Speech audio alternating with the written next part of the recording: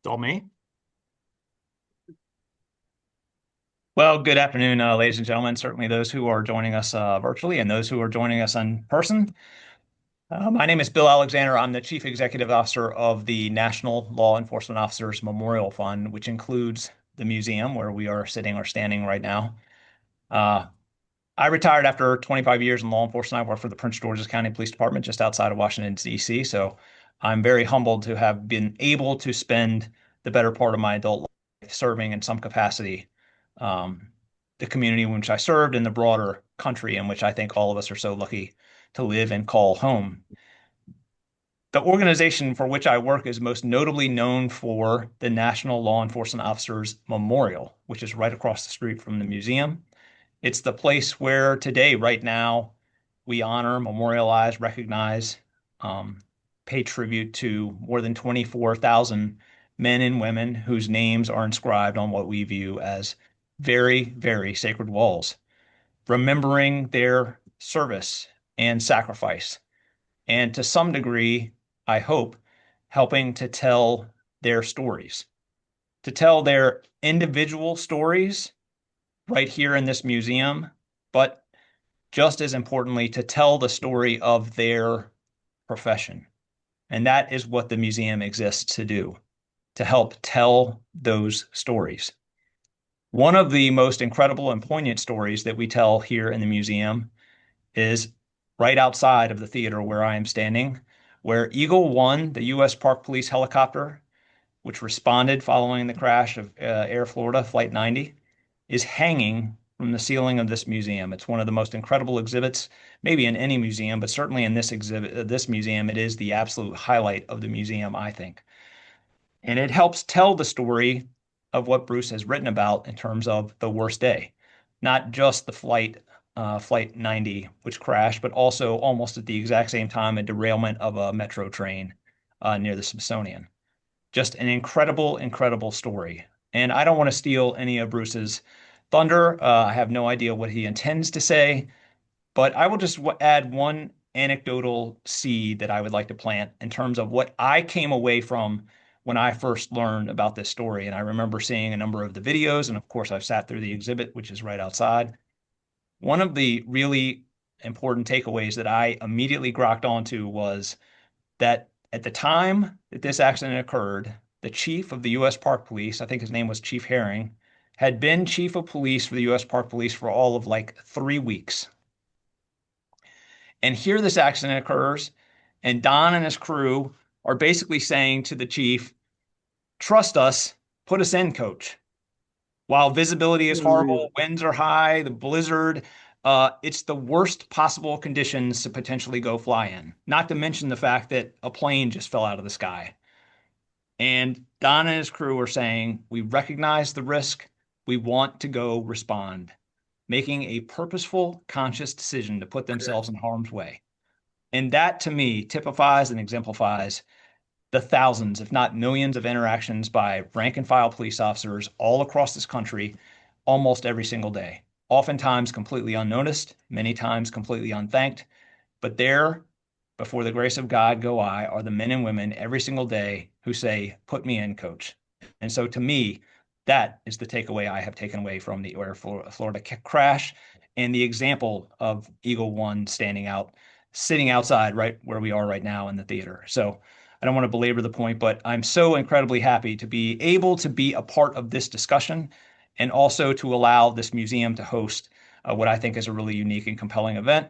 And of course, I would love to ask Bruce to come back up and talk to the group about his book and hopefully get you to buy a copy. So I'll close there. And Bruce, I'd love to have you back. Thank you very much.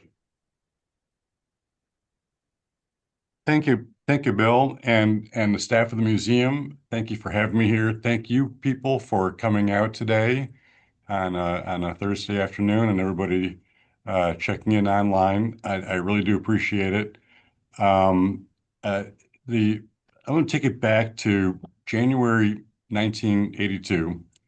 At the time, I was uh, a, a former firefighter EMT in Memphis, and had withdrawn from my last semester of nursing school in January. I decided that I didn't want to be a firefighter. No disrespect. I don't want to go into a burning building. You guys can do that. I wanted to be in an ambulance. And I had was a paramedic, and a lot of people were going into nursing school, so because the job market was bigger, and I was really unhappy. Didn't want to be a nurse, and so I withdrew my last semester in December of 1981, and I was at a Christmas party when my nursing instructor, mentioned this place in Baltimore, a shock trauma center, and shock trauma had just set up this undergraduate program at UMBC, and I literally dropped everything I had, I sold everything I owned, and moved to Baltimore for the shock trauma program. But in January, I was sort of in between there, wrapping up loose ends. And on the evening of January 13th, I'm watching the news in the bar where we hung out, Jefferson Square. And I watched this video on the news that was absolutely breathtaking of this rescue of the Air Florida 90 survivors. And it was absolutely spellbinding. And it it was something that stuck with me. Part of the reason I think why it had such an emotional impact is because there was an immediacy to it that I don't think that many people were accustomed to. CNN had just begun in 1980. So by 82, things were still, we were not used to this 24-hour news cycle. And as far as I know, the Air Florida 90 crash is really one of the first major uh, events that was practically covered in real time. And we saw these people in the water um, while the rescue was still going on, which was just an extraordinary experience. And so I went on, I got in the University of Maryland program. They had this program to train to make paramedic managers, was the idea that we would graduate and be EMS system managers. I went on a different path. I got sidetracked into writing and never worked in the field again. But in all my time in school and when I started out writing, I was starting out with the emergency medical services publications. Whenever people talked about a major disaster, incident command system, communications, it seemed like the Air Florida crash was always that reference point, that case study that people pointed to in terms of how things are different from where they were then. So over the years, it was always on my mind. I just thought about that day and picked up little bits and pieces because I was in Memphis. I didn't know all the details. When I got up here and talking with some firefighters and learning about the whole chaos of that day and all the other things that were going on, the subway derailment, the storm, and I just thought, this is just absolutely amazing. It would just make an incredible book, and nobody ever wrote that book. So I had a little bit of success with my first book called 18 Tiny Deaths about the mother of forensic science.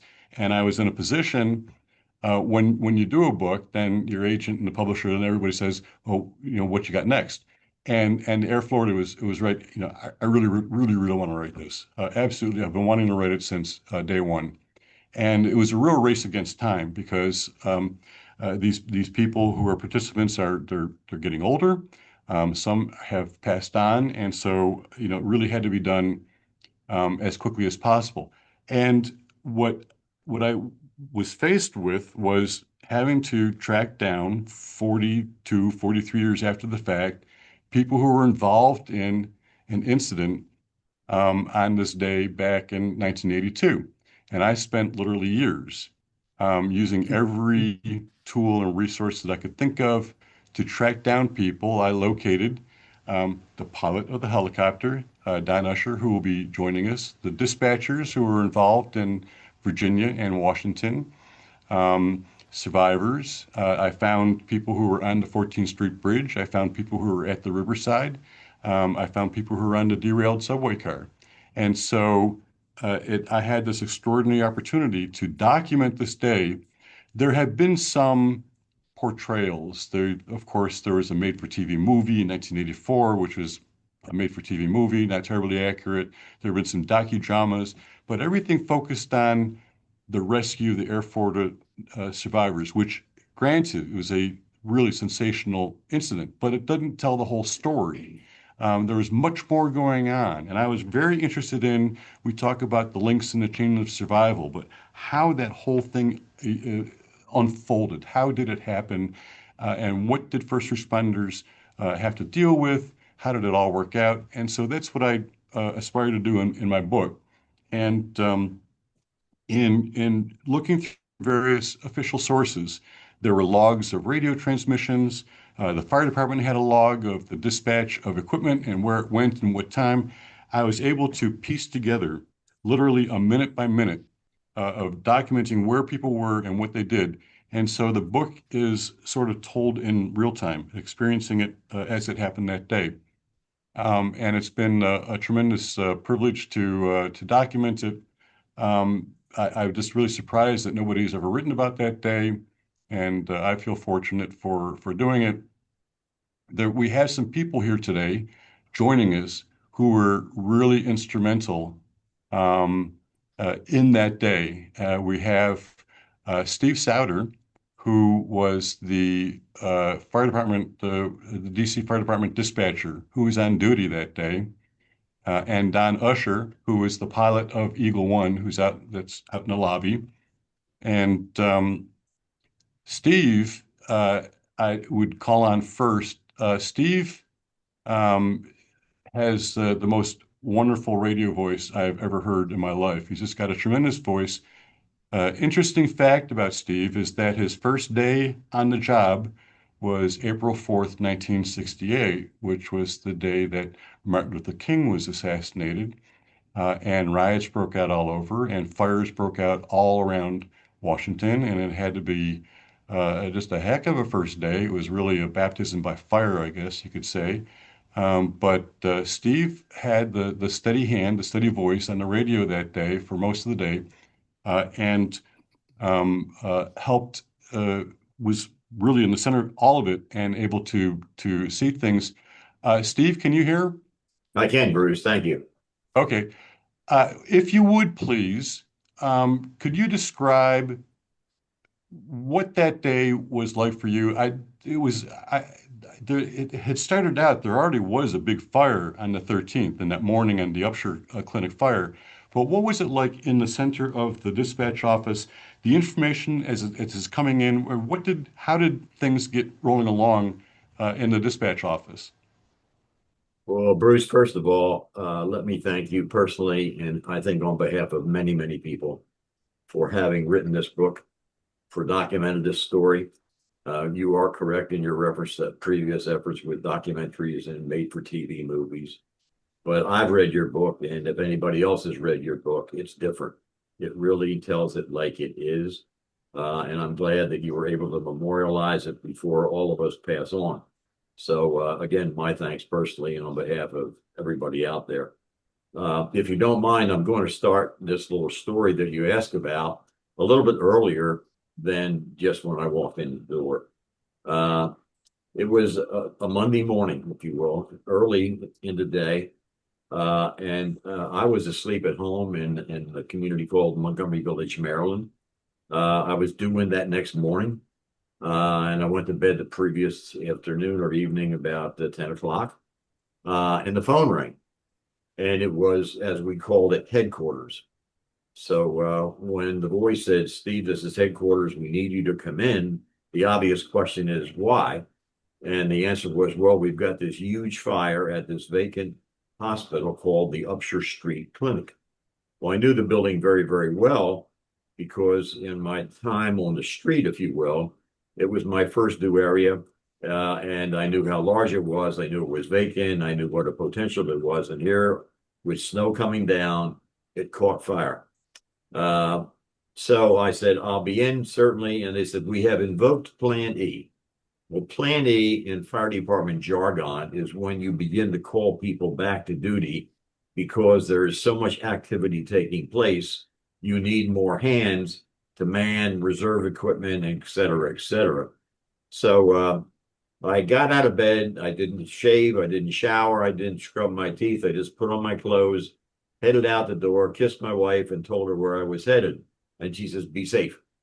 So in from Montgomery County, Maryland, I head with my car, snowing pretty hard, not terribly bad, but pretty hard. And I get around the Beltway and I exit at Georgia Avenue, which is the main artery that would take me to the communication center. And I knew that it would take me also very close to the Upshur Street Clinic, only about a block and a half away. So, being a firefighter at heart, I could not resist but doing a 360, as they say, around the building in my car just to see the magnitude of this fire occurring. And it was big. And you could tell they were really struggling. The building was kind of high on a knoll. So it was hard to get to, and placement of apparatus and hauling of hose and all of those kinds of things. And the weather was bitter, bitter cold. Oh, bitter, These bitter, guys were bitter out cold. there. Can't believe it. I mean, bitter cold. But anyhow, I knew my job was to get to work and not to look at the fire. So back on Georgia Avenue, I get, and a few blocks down, I exit to go to the communication center, which is actually on the property of Howard University and right on the edge of a large reservoir called McMillan Reservoir, and a beautifully tranquil, uh, untouched, in many cases unknown location in Washington. But anyhow, I pulled into the parking lot and briskly walked into the building. And I said, "I'm here. What can I do to help?" And they said, "Take the radio." Well, the radio, of course, had been staffed already. And I went over and I said, "You need a break?" And they said, "Do I need a break?" So he got up and went to get coffee or whatever, and I sat down and tried to put together in my mind what we were dealing with here. And eventually, the crews on the scene, they got a handle on the fire, and eventually they extinguished it. And by that time, the sun is beginning to rise, although it was a very cloudy day, but it was getting bright, and things began to reach normal, and the normal time to relieve people came about, and some of us had been in an earlier course because I wasn't the only one called. But those that had been on duty all night long, they were relieved, and we took over, and then kind of it ended up being a rather normal day, if you will. The big thing I remember about the day itself, and it points to your point about how cold it was, Bruce, is that we had so many broken pipes. Now, when people live in a house and they have a pipe break, the first thing they do is to call the fire department. We're not plumbers, but we're fixers, if you will. We know what to do. And sure enough, all day long, broken pipes all over. But anyhow, I was kind of looking forward to getting relieved at 4 o'clock. The snow had continued to snow all day long.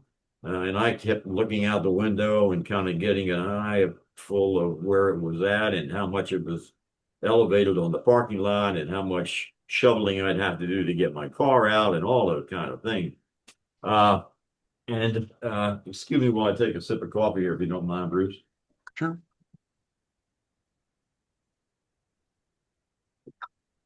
Thank you. So I was relieved at 4 o'clock, a little before 4, about 3:30, I guess. I was relieved, and I had a choice then to go home as would be normal. But because I knew about the snow, I knew about the traffic, I knew about the workload, I said to myself, I'm not going to go home. I'm going to hang back. I'm going to just hang around here a couple hours in case anything is needed. Let the traffic get ahead of me before I begin to make the trek back to Gaithersburg, Maryland. Uh, and as I was kind of just walking around the operations floor, into the building came a dear friend of mine who was in fire department jargon called the Metro Liaison Officer. And what that meant was he was the liaison between the fire department and the Metro rail system and all of the issues that there needed to be a lot of coordination about, if you will. And his name was Magdalene Fleming, just a great guy. So he walked in the door and he said, "What's going on?" And I said, "Well, we're just hanging around here until I head home." He says, have you eaten anything yet? And I said, no, I hadn't. So he says, let's hop in the car and we'll go over to Roy Rogers Restaurant. Now, locals will know what Roy Rogers restaurants are, but they were a fast food outlet. They were owned by the Marriott Corporation at that time, so they were a high-end kind of entrees and fast food. So we hop into his Chiefs car, and we drove over to Roy Rogers Restaurant on Georgia Avenue, right across the street from the Wonder Bread Bakery. If anybody online remembers that institution on Georgia Avenue, which anytime you went by it, the aroma of fresh baked bread was emanating, even though all the windows may have been closed. So we went in and there was no line. It was very quick. And I figured I'm going to get 2 hamburgers, not just one. So he ordered his part and I ordered my part. We paid. Back in the car we go and drive back to the communication center. So we get there. He says, I'm going to make the trek home. I'll just eat this hamburger on the way. And I said, okay, Chief. Well, thanks a lot for your help and the drive and the food and all. And I said, I'm still going to hang back. So I got out of the car and was walking up the small 4 or 5 step stairway to get into the building. And I walked into the operations room. And by that time, it's about 4:05, as I remember vividly. And I hear the first thing being done is airplane crash, Eastern Airlines, Potomac River, 14th Street Bridge. And I'm trying to process all of this in my mind because I'm only hearing one half of a conversation. But the conversation was between what in Washington, D.C. Fire Department jargon was called the chief operator or the watch commander of the communications center, who was the on-duty boss overseeing all of the communications activities in the city for the fire department for a particular shift. And what had happened then, and this is very interesting. This is pre-cell phones, folks, right? But the conversation that I was hearing a little bit of, and then eventually on a speaker, was from a car that had equipped itself with, or had been equipped with, a mobile telephone. Well, what a mobile telephone is a heck of a lot different than what a mobile telephone is today. And first of all, you had to have one, the need, and two, the money to even begin to afford to have one. But if you had the need and the money, you could subscribe to it. And in the trunk of your car, they installed a box which was about as big as a small refrigerator that you might find in a college dorm. And then in the passenger compartment of your vehicle, there was a handset, a traditional handset, on which you could, with the help of an operator, make a phone call out and receive a phone call coming in. Well, what had happened is that the person that was in the car with the mobile phone was himself on the 14th Street Bridge. And he had witnessed what had happened. It had happened in front of him. So he picked up his phone and he called the operator, not the 911 center, not fire department communications, but the operator. And he tells the operator what it is that he's witnessed and what he thinks that he hears being asked for. So the operator then calls the fire department. So you can see how this is going through several people before it gets to the real need to know organization, which was DC Fire Communications. And in the course of that, he is explaining to the chief operator, the operator is, what the caller on the scene had told him. So it really painted a very vivid picture. The caller, the guy on the phone, did a great job of explaining it to the operator. The operator did a great job of explaining it to the chief operator. And it really allowed for a very educated dispatch to be assembled, to be dispatched to this call that I guess we've always kind of been fearful about, but hoped would never happen. Because in the fire service, in public safety, in the first responder world, it is in our DNA. A lot of things are in our DNA, but one of the things in our DNA is that we're always saying, well, what if? What if this happened? Or what if that happened? and how would I react, and what would I do, and in this case, what would I send, et cetera, et cetera. So here it happened. I mean, those things which we may have thought about, maybe talked about, here it is unfolding live. So I then, having heard this dialogue in this initial dispatch, and Bruce, you have that. I don't know whether it's your intent to play any of that on this. I actually I do have the call. I believe I have it, the initial call into the fire You have it department. queued up and you want to play it, or you want me to just stop for a moment? I'll leave it to you. Well, let me just here. Let me see if this is. I believe this is it. I think this will work. Um,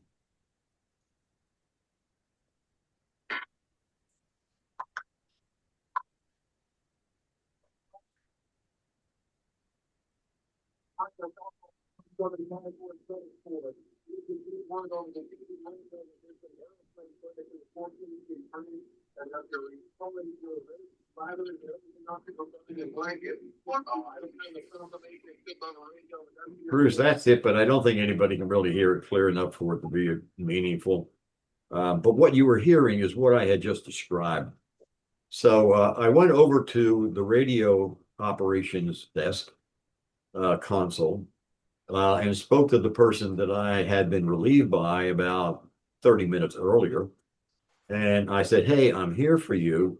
Tell me what I can do to help you. Because I could envision in my mind that this is going to be a big, complicated, many faceted, highly coordinated event.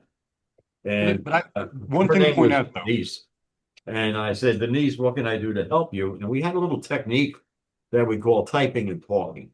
And on big major events, the way that worked is that one person would do the talking and the other person would do the typing into the computer-aided dispatch system. And that way, the dispatcher only had one thing to do rather than two things to do. So she says, hey, thanks a lot. So I pulled up a chair and began to enter in the appropriate information. And then as time went on, and only a brief period of time went on, and she was God bless her, she was a smoker, and you could smoke in the building back then. And she probably had, Denise, rest in peace, lady. She probably had 5 cigarettes going all at the same time. I mean, it was that much of a, adrenaline flow kind of event. So at some point in time, she said, Steve, here, take it over, take it over. I don't want to do this. So I said, oh, you sure? And she said, yes, I don't want to do this. So I said, fine, I got it. So we kind of swapped chairs, and now I'm on the radio and she's on the keyboard.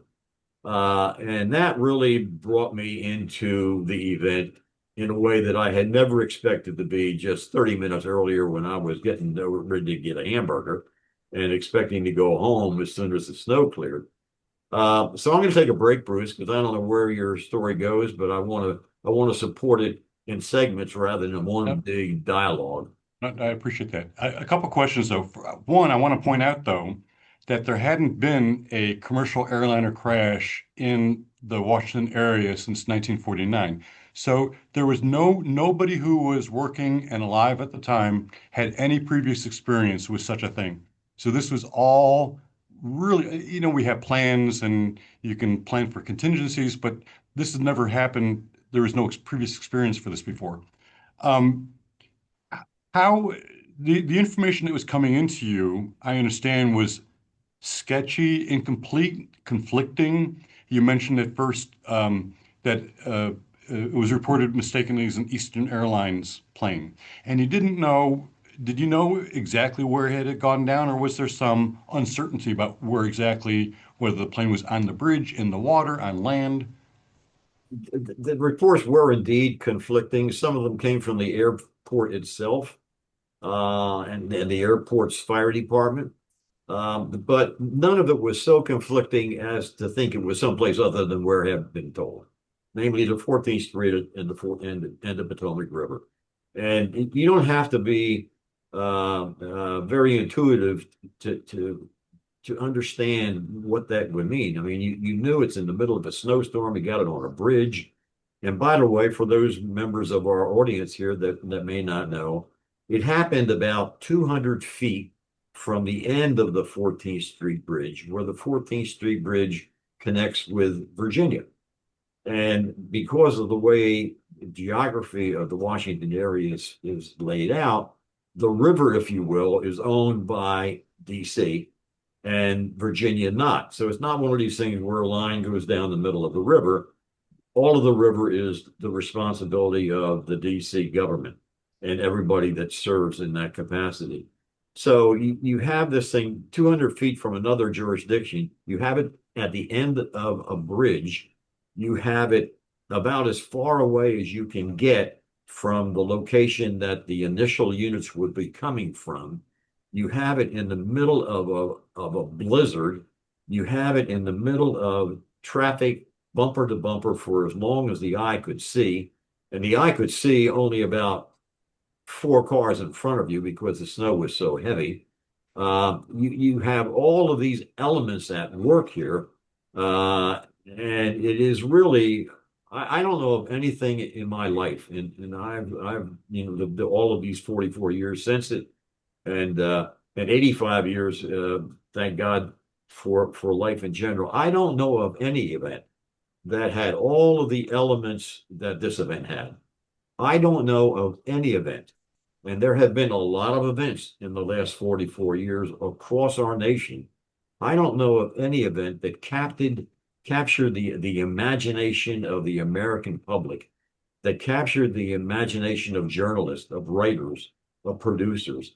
I don't know of any event that did that. Here we are 44 years later, and here we are still using today's technology talking about this event. Yeah. I don't know of any event that's happened in the entire nation over 44 years that every year they come back and they commemorate it again and they bring attention to it again. So to you and your colleagues that kind of are the moving force here, thank you for doing that. Yeah. And Well, I love telling the story, and certainly I have more to say, but I want to be respectful of my other presenter as well. So we'll get to stuff. We will. okay, But when I saw the video on the 13th, I mean, that's one of the things that occurred to me was that the complexity of it, because you had people in the water, you need water rescue equipment, you need cold weather equipment, you need metal extrication equipment, you need metal cutting and all that. Plus, you need transport and other things. You need manpower, you need all these specialized tools, and it was just an extraordinary combination of things. Now, when it went down, these people were stranded in the middle of the water. The fire department uh, powered up the boat, the John H. Glenn. There were ambulances that were dispatched, fire trucks, but no vehicle that was at the scene had any sort of equipment to rescue people from the middle of the water. The fireboat was stuck in the ice. It would take time to go all the way around Haynes Point, and time was of the essence. These people were in ice water, having survived a crash, risking hypothermia, and no way to get them out of the water until somebody called up, I guess it was National Airport, called up the park police. I don't know why they thought of the park police, but they called up the park police and they said, "Are you guys flying?" And uh, Don Usher didn't answer the phone. He was the chief pilot with the park police, and ultimately it was his decision whether or not to fly that day. And I'm not a pilot. I don't even play flight simulator, but my understanding is that the conditions at the time were outside of safe flying conditions. The ceiling was very low, about 200 feet, visibility of a quarter mile. Helicopters, you may or may not know, don't have all the equipment that an airliner does, so they fly by visual flight rules. You have to see where you're going. And Don, could you please explain what your thought process is? What I mean, this was a terrible, terrible weather situation, and yet you didn't seem to hesitate that you were going to respond. What was it like there in the park police headquarters there? Well, as you said, the first call came in kind of as an inquiry without telling us exactly what was happening. They wanted to know if we were available and that they were having trouble locating an aircraft. And should the need arise, would we be available to go? The weather, as you pointed out, 200 obscured ceiling with about a quarter mile and blowing snow was pretty daunting. But the area they were talking about over on the 14th Street Bridge was pretty much the low-lying area for us. We could almost access that in almost any weather condition because we had the ability to get across from the South Capitol Street Bridge where we were located back into the 14th Street Bridge area. So when they initially called to see if we were available, I ran in, checked the weather. We had already pre-flit the aircraft, so the aircraft were ready to go. Our problem was that we had so much snow out on the ramp that we couldn't get the helicopters outside. So we began the process of trying to get the aircraft outside, the Eagle One out the door. And luckily, my crew member, Ron Gailey, the paramedic I routinely flew with, he had a plow on the front of his truck because he did a little bit of side business. So from the aviation viewpoint, from Eagle One's response, it's just a series of coincidences that all seem to work in our favor to get us where we were going. It just, every time I look back, it's amazing all the things lined up as they did. So Ron cleared the ramp. Gene Windsor, the paramedic who went with me on that day, we pushed the aircraft outside, hooked it up, fired it up. By that point, they were asking for us. They had called back into the hangar and said, "Come on, we think we're missing an aircraft." And Ron stayed with his vehicle, assuming we probably were going to go over there and come back pretty quickly because it was probably something that was fixable or foundable right away.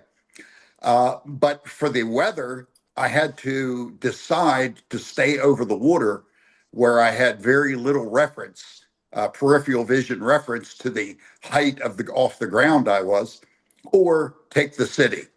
And since there was nothing in my way, I took the city route. And we crossed the South Capitol Street Bridge right above the lights, flew up South Capitol Street Bridge to the Southwest Freeway. And at that particular moment, we realized there was a lot going wrong because everything was red lights as far as we could see heading towards Virginia. So staying above the street lights, looking through my chin bubble, because if I looked out through the main bubble, all I saw was gray. There was nothing to see unless I looked down. So we flew across the Southwest Freeway looking through the chin bubble. And right as we reached the 14th Street Bridge, Mother Nature kind of kicked in to help us a little bit. And suddenly we probably had about a 400-foot ceiling and about a quarter mile of visibility. But we got out of the snow. That was the important part. And from that point, it was just looking at things quickly to determine what it was we were working with. And that's when I told the tower, yes, there is an aircraft in the water because we noticed the shattered ice, the wreckage on the inbound 14th Street Bridge, and traffic everywhere on the outbound. But we could see that there was a fuselage or a piece of a fuselage in the water. So that started the rescue. Now, Eagle One, the park police, you're mainly law enforcement. And the Eagle One, somebody's got a phone. If you could mute the the other day, university of it. let me mute this. Eagle One's not equipped for rescue. You don't have a hoist. You didn't have rescue equipment. I understand you did some medevacs, but that was like at Rock Creek Park or something like that. But you land the helicopter, you load a person on board, and then you take off. You're not equipped for this sort of thing. You don't have any equipment, and you had the wrong helicopter for it. So what are you going to do? Yeah, that was at the state of the art for the U.S. Park Police at that moment. We had two Long Rangers and a Jet Ranger, and as you point out, no hoist, nothing to attach to, no rescue nets. So Gene grabbed the rope, the tow rope, off of our tug and threw it in the aircraft and looked around. And we had found, I think he found a throw ball, a little buoy that when it hit the water would ignite the buoy and it would open up into a little personal flotation device, which as soon as we activated it, it blew away. So that was the end of that one and left us with the rope. But you're right. We were primarily law enforcement and presidential protection. Then came medevac, and we did most of our medevac supporting the Baltimore shock trauma. So we spent most of our time in Maryland if we were on medevacs. And our rescues were predominantly limited to Great Falls, Maryland, where a lot of people fell in the river. And that really, most of the time, wasn't a rescue. That was a body recovery.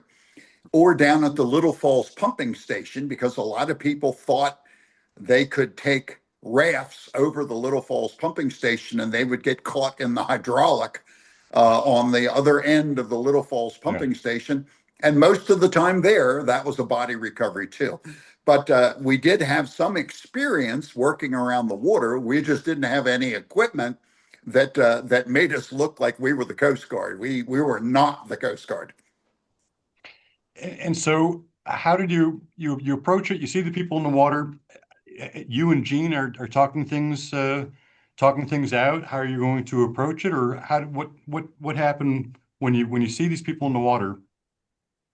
Yeah, the helicopter has a little switch where we can go ahead and go to hot mic.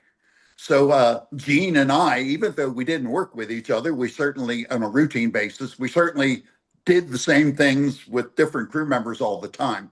So Gene and I jumped on to hot mic, and we quickly took a look. We shot an approach into the area where the fuselage was.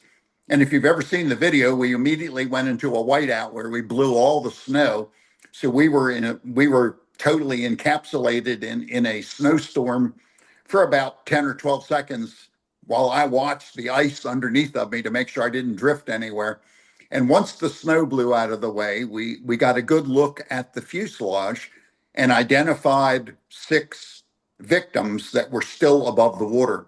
Within our view, there were 2 bodies that were also on the ice towards the DC side, laying on the ice, and immediately under the outbound 14th Street Bridge, there was another body laying under the bridge with a rope dropped down to it where someone had tried to rescue that person before they passed. But Gene immediately hooked up our tow rope into the aircraft and he wrapped it around one of our seatbelts. So we snapped our seatbelt, wrapped it around the seatbelt, opened the door, and we had already been visited by Bert Hamilton, who, while we were setting the aircraft up, he swam out to the aircraft and grabbed a hold of the skids. So Gene got him to hold right there. We dropped the rope to him. And when I say it's a tow rope, that's exactly what it is. A tow rope about maybe a little bit smaller than your thumb with 2 metal clips on the end that we hooked to the toes of the skids. And the other end, we just wrapped around our little tug that we pulled things in and out with. It was essentially a golf cart was what we used to pull it in and out. So Gene hooked up on one side, dropped the rope down to Bert. He wrapped it around his chest and latched it. So we lifted him out of the water, kept him very low to the ground. And as we were coming over to the shoreline, I realized I had other problems. There was a tree in the way, and there was an ambulance right up against the riverbank with the antenna, the whip antenna, and everything in the way. So while they were unhooking Bert Hamilton from the rope, I was on the loudspeaker because no one would answer us on mutual aid. Everybody else was so busy they didn't have time to talk to a helicopter on mutual aid.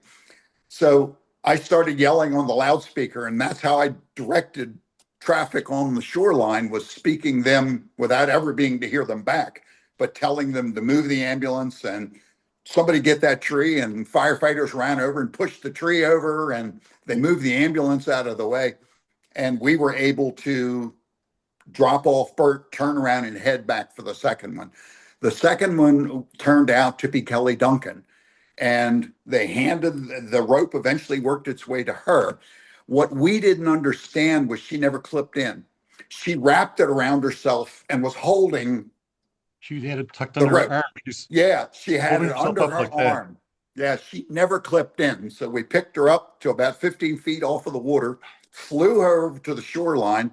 She did a 1 foot landing, and they took her. And when they undid the rope, she wasn't clipped.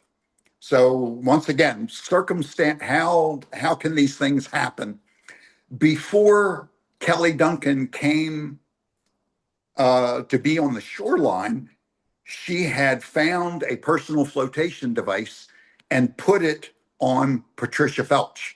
Now, don't know how that happened or what the circumstances were, but she put it on Patricia Felch. That again, another circumstance that we just couldn't plan for in this process.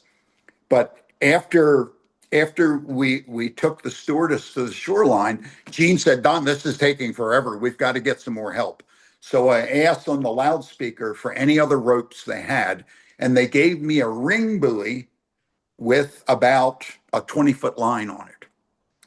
The ring buoy was small enough that it wouldn't fit over your shoulders and on your, it was meant really like a swimming pool ring buoy Yeah. that you would wrap your arm around and they would pull you to shore.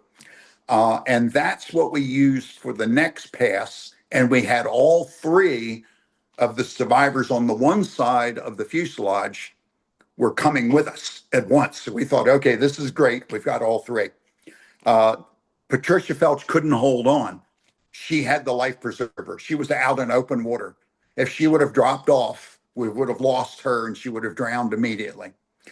Joe Without Stiley, question. yeah, Joe Stiley at that particular point grabbed a hold of Priscilla Torrado. So he had his head and an arm through the ring buoy and he was holding on to her.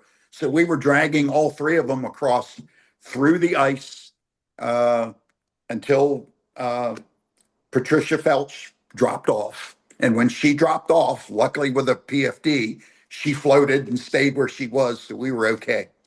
We brought Joe and Priscilla up to within 20 feet of the shore, but he lost control of her going across an ice floe. So we moved Joe to shore. But while we moved Joe to shore, the aerodynamics of a helicopter means that rotor wash is going in all directions. And it started blowing Priscilla Torrado away from us rather than towards the bank. So there was nothing we could do. We were rafting her away. Jean went back. We tried using the ring buoy. She obviously had a lot of vision issues. She finally wrapped her arm around the ring buoy enough that it looked like we should be able to get her that short distance. Unfortunately, about halfway across, she rotated off of the ring buoy and was about to drown. Once again, circumstances you just can't plan for. A guy on the shore by the name of Lenny Skutnik, a Congressional Budget Office employee, who'd have thunk, coat, boots off, in he goes. So he dives in from the shore, grabs Priscilla right as Gene and I are trying to figure some way to save this woman, and he takes her to shore. So once again, that moves the whole process. So now we can go back out to get Patricia Felch. When we go to Patricia Felch, she indicated she couldn't hold on to any of the ropes. So Gene and I agreed that he would grab her, pull her up onto the skid. He would go outside of the aircraft, pull her up onto the skid, and he would hold on to her long enough to get her to shore. I flew the aircraft with the skid right by her head, looking at her, stopped so Gene could grab a hold of her. He transferred her up onto the skid, and as the weight transferred onto the aircraft from out of the water, obviously the skids began to get wet. And he reminded me that his feet were getting wet.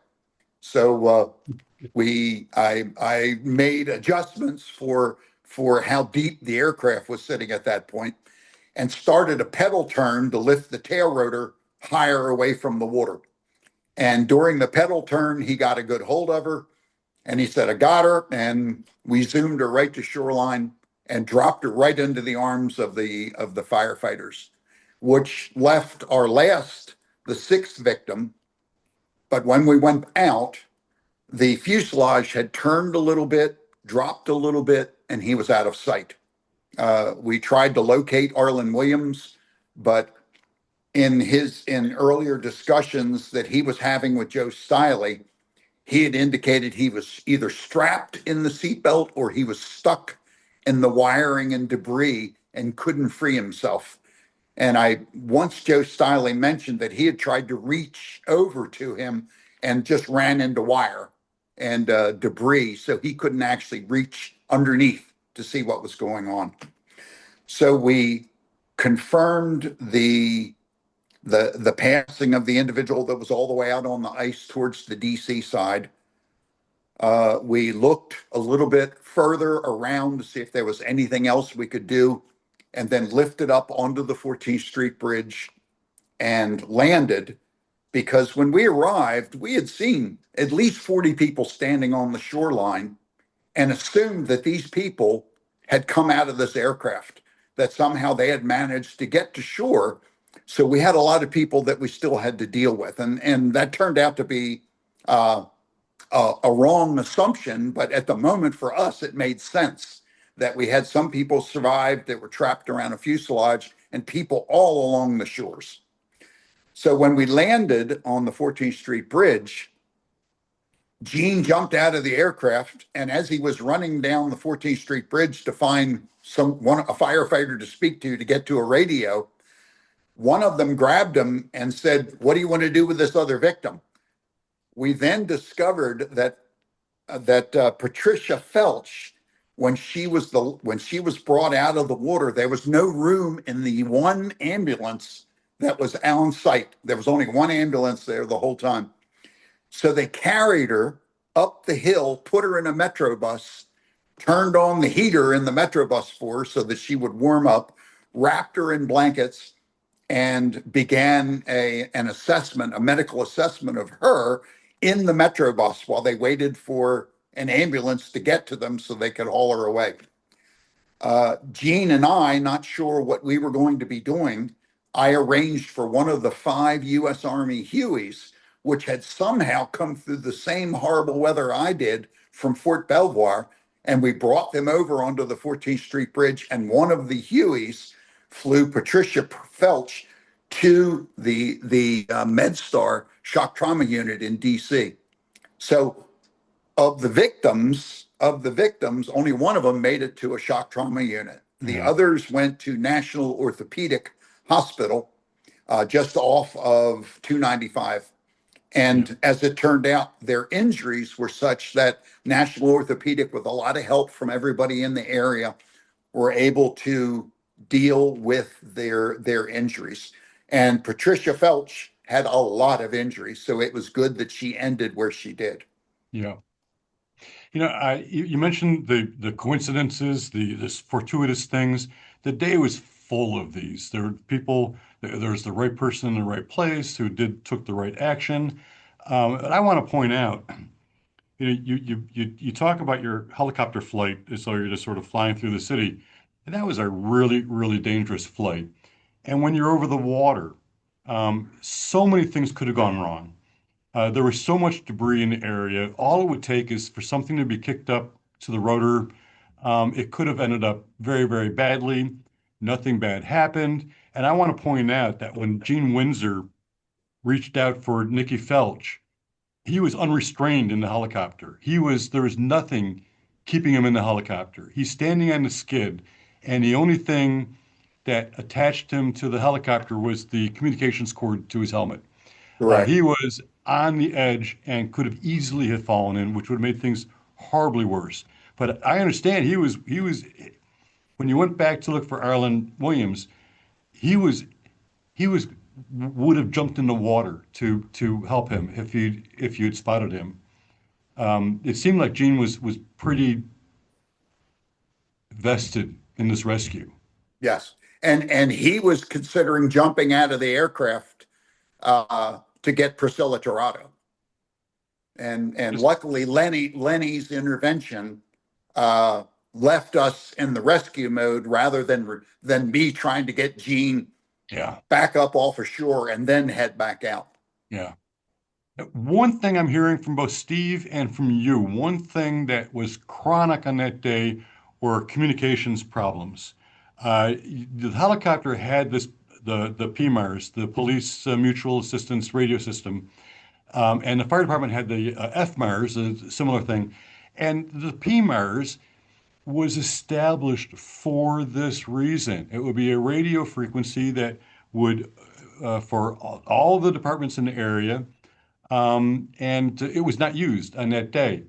And on the fire department side, I recall there was something like 9 different radio frequencies that were being used. You mentioned there was this one helicopter that was there at the Riverside, which was from National Airport. There were other ambulances. What I say? There was one ambulance there at the scene by the Riverside. There was other ambulances there up on the bridge, but there was no way to communicate to those people that we need an ambulance over here. And so they kept putting the survivors, the victims, into the one ambulance until it was literally, there was no more room in the back of that ambulance. Things have changed since then, have they not, Steve? In terms of these communication problems, the interoperability, and within the helicopter, I mean, we could talk about how things were different with Eagle One too, but a lot of the problems that arose on January 13th are no longer problems. Is that safe to say, Steve? Yes, they're no longer problems, but they certainly were major problems on the 13th. And Don has alluded to some of them. You have highlighted some of them. Just to educate the larger audience, the fire department back then had 3 frequencies, channel 1, channel 2, and FMAR. The police department, I think they may have had about the same, plus PMARS, Police Mutual Aid Radio System. The unfortunate thing is that neither one of them could talk to each other. Similarly, DC could not talk to Arlington at the other end of the bridge. Similarly, the Metropolitan Police Department, which is the police department for the city of Washington, could not talk to Park Police. So it was just a mess. But the state of the art, as I think Don said early on, didn't allow for that. It was the best we had to work with, and you just had to learn to work with it. But an interesting thing happened. After the event, by several months, the expected congressional investigations and inquiries began into this event, which, by the way, on a clear day, you could see the Capitol building. It's that close. I don't think you could see it on that day because of the snow. But the inquiry was established, and then invariably the testimony before various committees began. The fire chief of Washington, because he was the fire chief, was obviously invited to speak and tell his story of that day. His name was Norman Richardson. I knew him very well. He and I were in the department about the same length of time. He had ascended very quickly, and I elected not to. But he called me up and he said, Steve, I've been invited to go testify before Congress on Air Florida. He says, I really would appreciate it if you would do it for me. Well, I said, Chief, you're the chief. He says, I know, but I'm very comfortable if you go up there and do it for me. So he provided me some information. It wasn't very long, but anyhow, I got all dressed up when the day came, put on all the uniforms you seldom wear unless you're going to a funeral, and found my way to Capitol Hill and found my way to the right building and found my way to the right room, and eventually walked in probably 45 minutes early, because if you're in the fire department, you're always early. You're never late. So into it I went, and just kind of felt a little bit awkward because I had never been in a situation like that before. But eventually the members of Congress began to fill the dais, and chairman called it to order. And the chairman was a gentleman by the name of Daniel Inouye. Daniel Inouye was the senator Hawaii. for the state of Hawaii. That's right. And some of you that remember that era, he was without his right arm. His right arm had been completely shattered during World War II. And he was just a real gentleman in an era, I should say, in an area where being a real gentleman was the expectation. We know how that has all changed. So he finally came in and he hammered down the gavel. And I'm sitting at the table, and it had kind of an open area in front of the legs. And except for the wires that came off of the microphone, you could see my legs. And my legs were doing one of these, you know. Because I didn't know what I was going to be asked, and I was careful about what I was going to say because I didn't know what it would mean. But he nailed the gavel, and then he said, Mr. Souder, he says, may I call you Steve? And I said, yes, sir. He says, thank you. So you can right away see the dynamic that's at work here. He recognized my apprehension, if you will, and he started to call me by first name, which is a good way of connecting with people. And he says, I really appreciate you being here and what you and all of the others did on that day. He said, we're here to help you, but we don't know what help you need. So he said, would you please tell me about that day and some of the problems that were encountered and what we can do, we being the Congress, to help? Well, this is kind of a wide open invitation that I knew I had to take advantage of. The question was how I kind of framed what we needed. Long story short, certainly a lot of it surrounded what we were talking about a moment ago, and that is available radio channels, which are technically called spectrum. And back then, the fire department had a very narrow sliver of the spectrum, and similarly for the police department. And depending upon the agency, and that could be railroads, it could be forestry, it could be law enforcement. There's a lot of people that have a slice of the spectrum, if you will. Some of it more, some of it less. But anyhow, the fire department had very little, and now this event said it was just not enough. So I began to describe this in a way that I thought would be understandable using that analogy. In fact, I think I referred to it as, look at it as a piece of bologna. And they just went along at some point in time and carved out different widths of spectrum and said, here's your spectrum, go talk on it. And similarly, the radio manufacturers, they made radios that were only designed for that one spectrum. So you couldn't talk to another neighbor, if you will, or the end of the bridge or the helicopter in the sky. So I explained to him, I said, Senator, we really need more radio channels, or we need more spectrum. He says, well, where do you get that from? And I said, well, all of that is governed by the Federal Communications Commission. He said, well, do they have any more?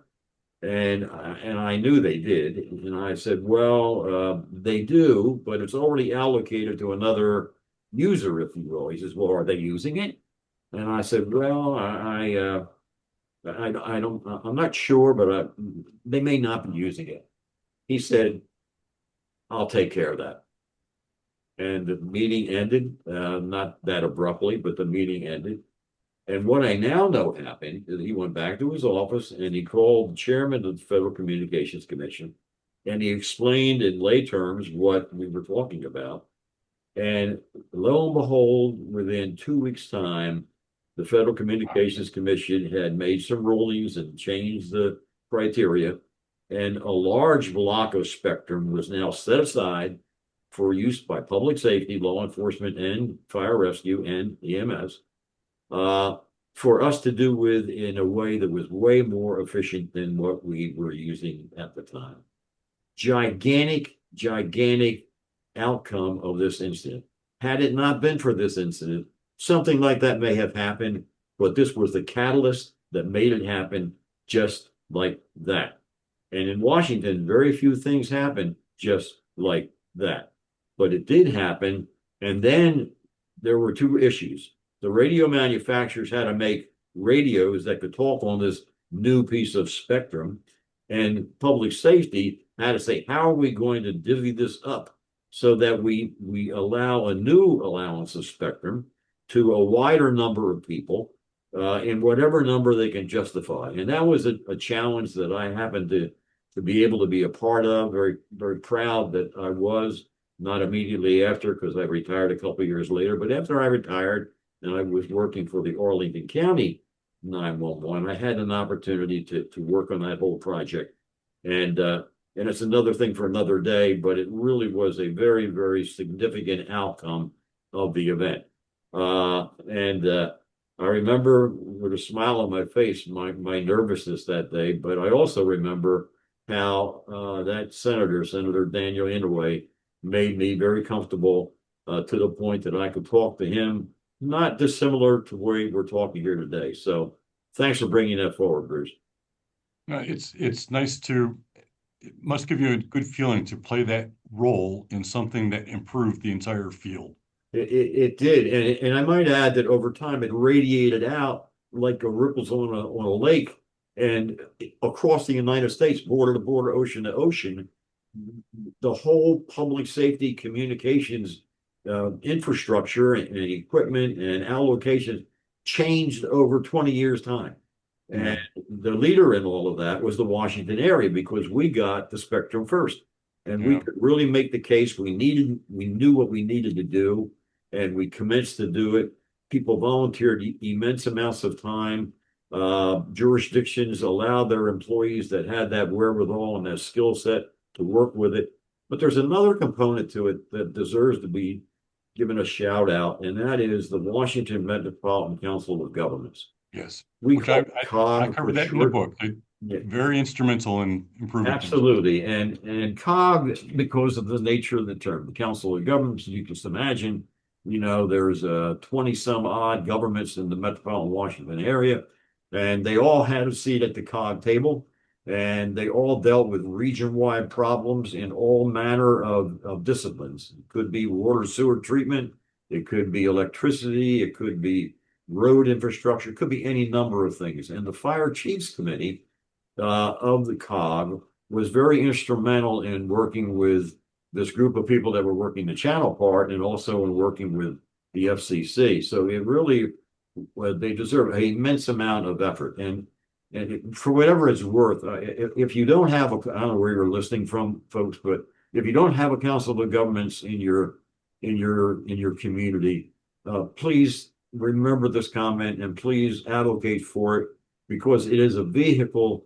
that can get a lot of things done in a very collaborative, cooperative, and productive way. So thanks again, Bruce. One additional thing from the Virginia perspective for that day, it kind of surprised me when I got the information, but when the plane hit the bridge, it severed part of the railing.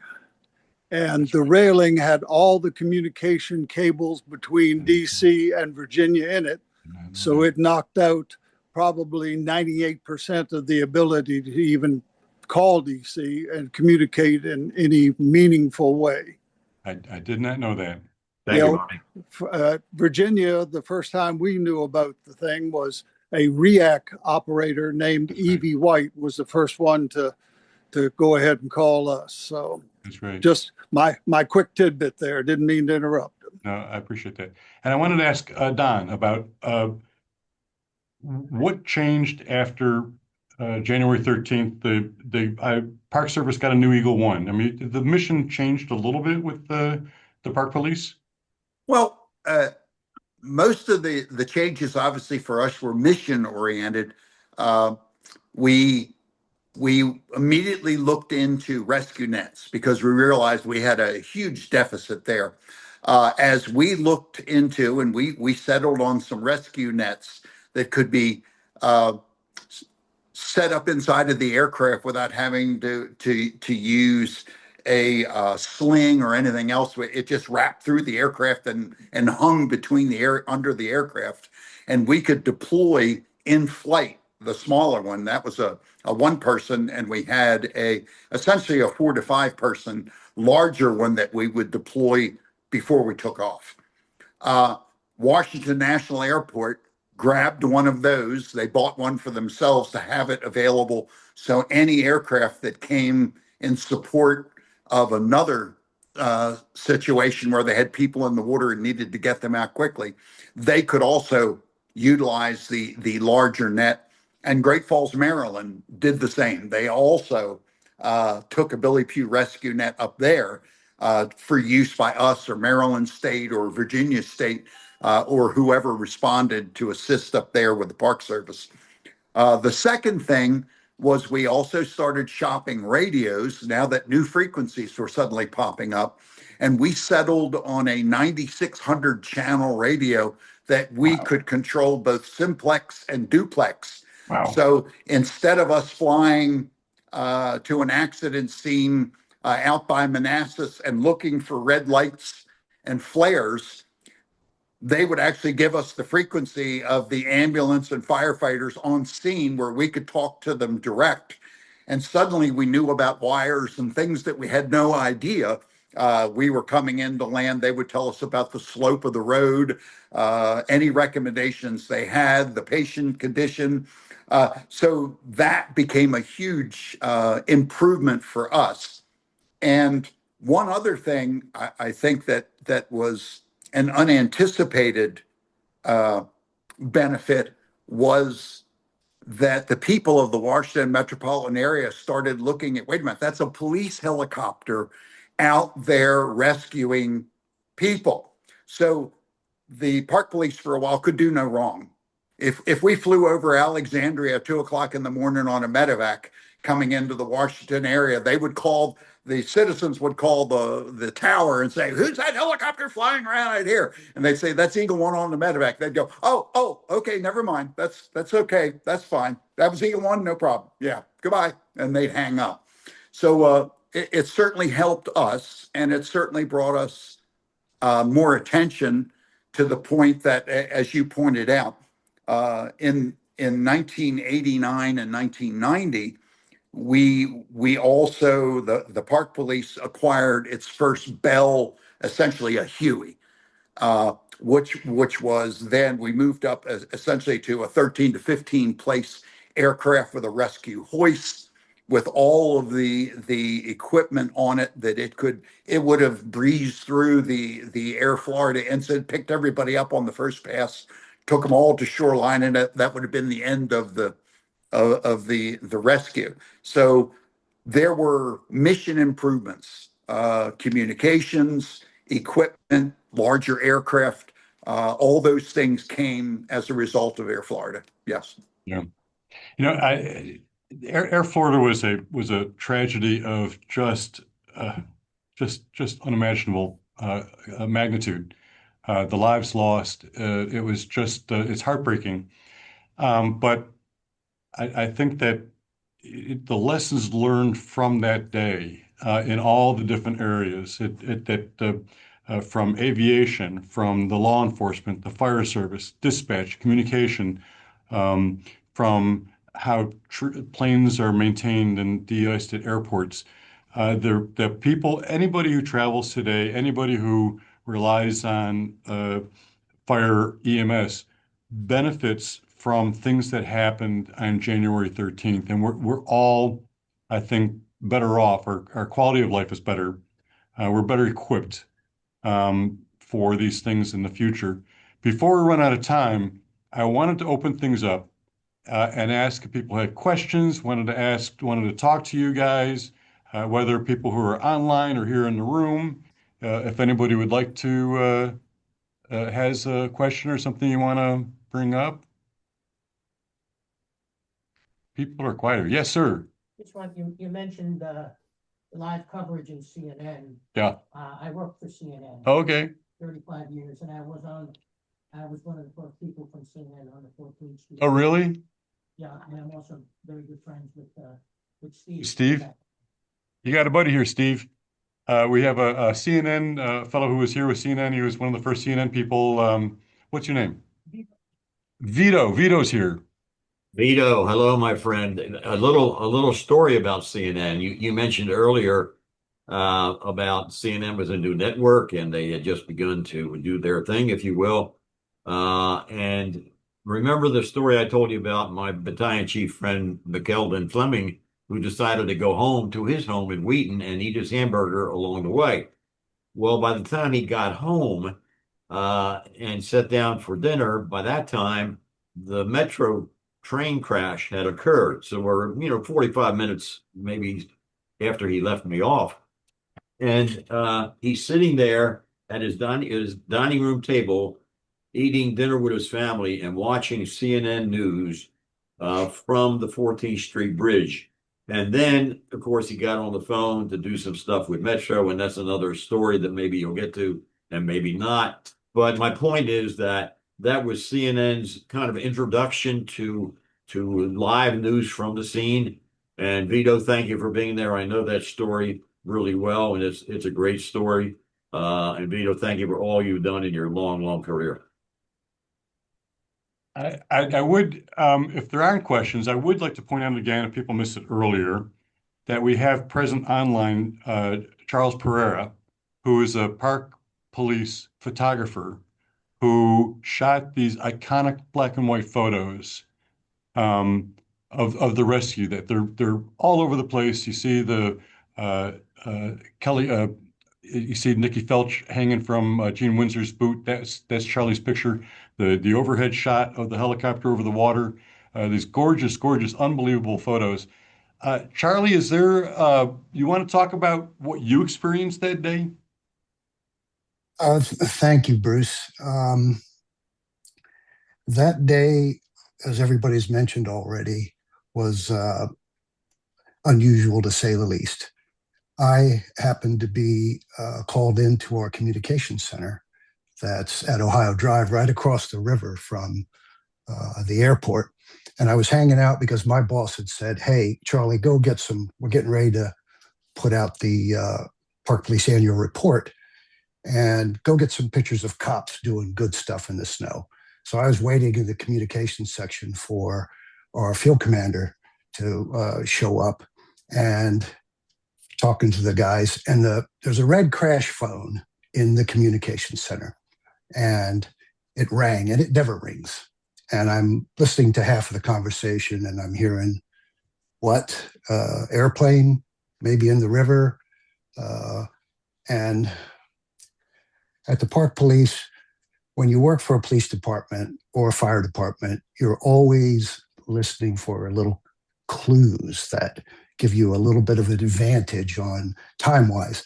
And I immediately grabbed my gear thinking that, okay, a small plane has gone down in the river and maybe I can get there in time to the bridge, trying to figure out where to go. And I knew that they were also in contact with Eagle One, but like Don said, the weather was so bad, the helicopters were inside the hangar, and I'm not thinking, oh, they're going to show up. Anyway, I started running towards the 14th Street Bridge with my camera gear, and I'm thinking, okay, everybody's okay. The small planes in the water. I'm loading one camera up as I'm running with black and white and another one for color, right? And thinking, no, I get halfway there. One of the Park Service trucks comes by. "What are you running down the street for?" It was a snowplow. And I told him, "I'm trying to get there. Something happened on the bridge." Jumped on the truck. He lets me off at the base of the bridge. And there's two bridges there, so inbound and outbound. And I happened to, fortunately, for photographic purposes, chose the one that the plane didn't hit. So I'm looking down between the bridges at a hole in the ice and pieces of fuselage, like Don said. And I got there just as Eagle One was coming in. And I had almost 10 years on the job at that point. I was the chief photographer there and had been working with the aviation guys for years, knew all of our pilots well, obviously flew with them a lot. And again, obviously trust them with your life. And I'm looking down there, the helicopter comes in. And as Don said, photographically, it was terrible a minute before the helicopter got there. And then the sky opened up, the snow stopped. And not just for me, but the most iconic stuff that was really done was by Chester Panzer. And I don't see that Chester's on this call, but Chester was a cameraman at WRC, the local NBC affiliate, I think, in Washington at the time. And he was at the airport filming planes being de-iced and that whole procedure. And he got the word that something happened and got there very quickly. And Chester and I have become friends. We're the only ones, I think, that got any images from that day, his video and my stills. And what I was, as a photographer, and you're looking through a lens, you're separate from the incident. I'm looking at it both eyes and I'm seeing things going on, but I'm also trying to put everything into perspective for a proper photograph. I'm somewhat detached from it, but I also know that's our helicopter, you know, and so many times during this, it was a very short period of time that all of this took place. But again, as people say, it was a lifetime as well. And as I was looking there, my biggest worry, I know those people were in the water and I know what the circumstances were because of the weather. But I also saw so many times that I thought, we're going to lose this helicopter. I'm going to lose some friends of mine that are inside that helicopter. I saw the skids go underwater. I saw the tail rotor so close to not only the shoreline, but the water. And I know what was going to happen if that took place. I don't know how else to put anything other than that day changed my life as well. From the photographer, from a photographer's standpoint, there was a lot of tension brought. They held up the Concorde at Dulles Airport for copies of my photographs to go into Paris Match magazine the next day.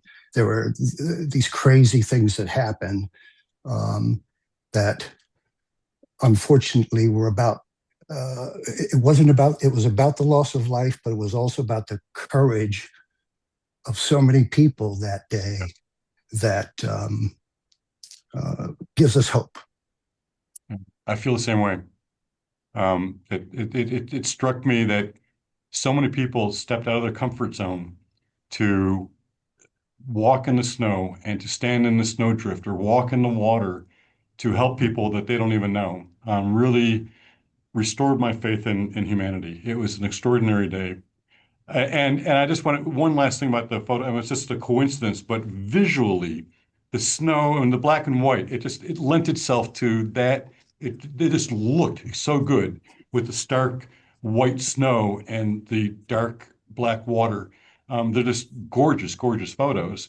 And I just want to say one more time, with Don Usher's flying, he controlled that helicopter so precisely, so carefully. It was just absolutely extraordinary with some of the, it just absolutely blew my mind how well he controlled that craft in those circumstances. It was just absolutely amazing. Everybody, I think, that day rose to to their best. Roger Olean talks about that all the time, that he just did as good as he could do. And as for Chester's not here today, we are good friends. Me and Chester. I'm going to be seeing him tomorrow. I'm doing things at Politics and Prose. He's going to be there for that.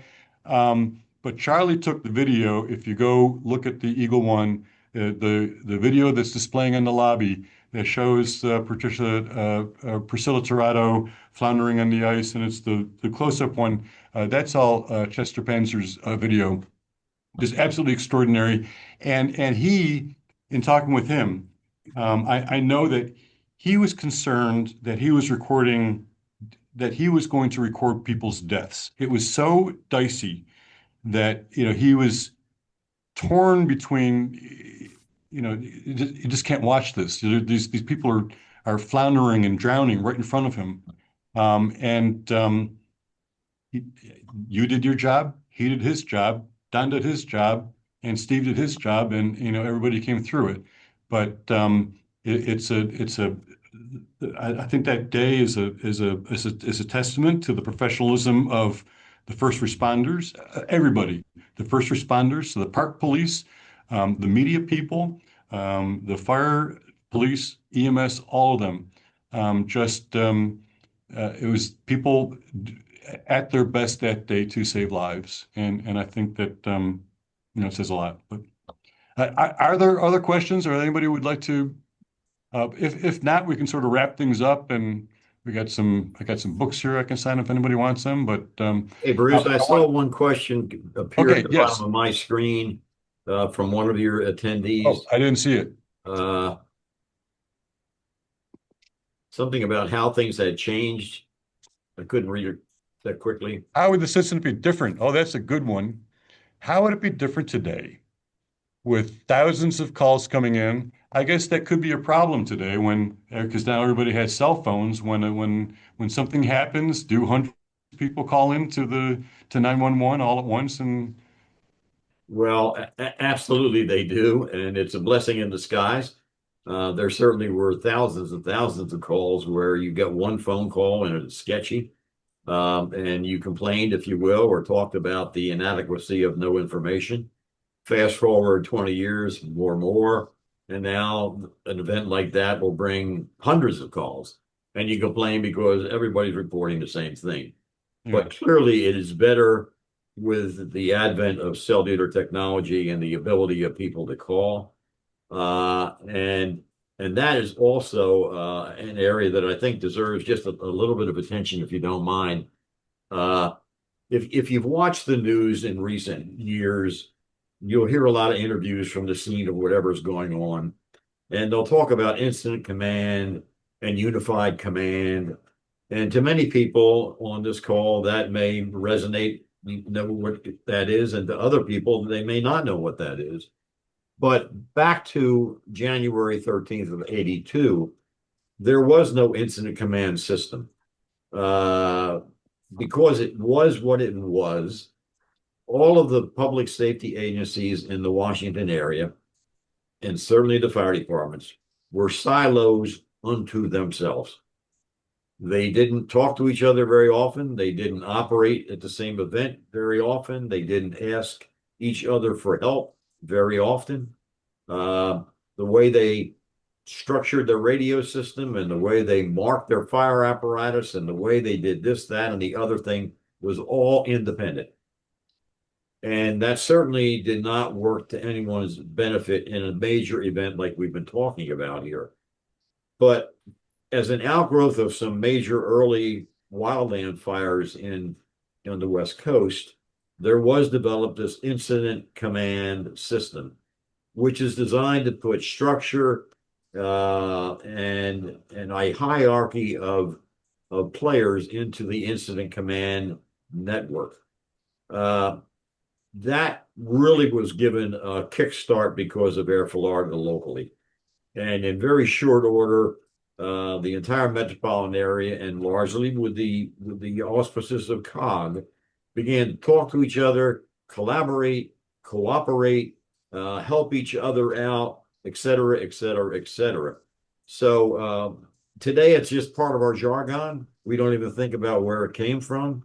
But the reality is that it was born, at least locally, 44 years ago, which again, I'm looking at the clock, again, about a half hour, Bruce, we're winding down, but I can't emphasize enough, and I know I'm repeating myself, the things that were an outgrowth of January 13th, 1982, 44 years ago, had an absolute profound, in capital letters, bolded and underlined, profound impact on public safety in the metropolitan Washington area.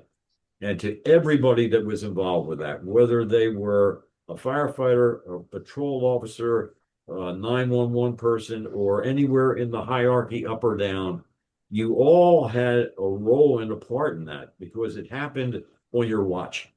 And we're all better because of that today. And thank you again for that opportunity. Sure, you bet. I think we are going to wrap up here. Are there no other questions from online? One more comment. Okay, comment. I'm also Steve's friend. Okay, Steve was the director of Fairfax 911. he was. And I took his position Uh-oh. short years later. But he mentioned things are very different now. And the response last year to the American Eagle flight that crashed, unfortunately, no survivors. Immediately after that plane went down, the communication centers were all talking right away. Yeah. Boats were launched right away. Dozens of boats in the whole region were launched right away. And everybody was talking to each other and coordinating at the same time. And none of that would have happened unless these folks on this screen and on this call paved the way for that. Yeah. And so, What's your name? Scott Broman. Scott Broman's here, Steve. Yes, I know Scott well, and he's a real thought leader in our industry. Yeah. And not to belabor that point, but to accentuate what he said, just a little less than a year ago, the American Eagle crashed into the 14th, crashed into the water, Potomac River, within eyesight of the 14th Street Bridge, because it had collided with an Army helicopter. I think most of you know that story. And the way that it went down, and I'm not talking about crash down, but how the incident went down, the way it was managed, the way it was dispatched, the way it was supported was absolutely, and I hate to use the word flawless because it implies there's no lessons to be learned, but it was literally flawless. And all of the lessons that we learned being spawned by 44 years ago were in full gear at the best of their game and doing what they were designed to do. And no souls could have been saved there either, unfortunately. But nevertheless, the way it was responded to is a credit to everybody.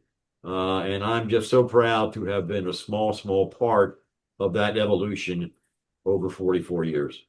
Yeah. Yeah. Well said. All right. Well, we'll wrap this up. I want to thank each of you for being here. Steve, thank you so much. And Don, always, thank you so much. And Charlie, it was a pleasant surprise to see you here. I'm so glad you did. And everybody who tuned in online, the folks who came out here, thank you very much. And by all means, I hope that you look into Air Florida Flight 90 a little more, maybe even read the book. Don't bother with the made-for-TV movie, though. It's pretty cheesy. But thank you all very much. And thank you for coming. Thank you, Bruce. Thank you. All right. Take care, Donnie. You too, Charlie. Thank you. Bye, all. Bye-bye.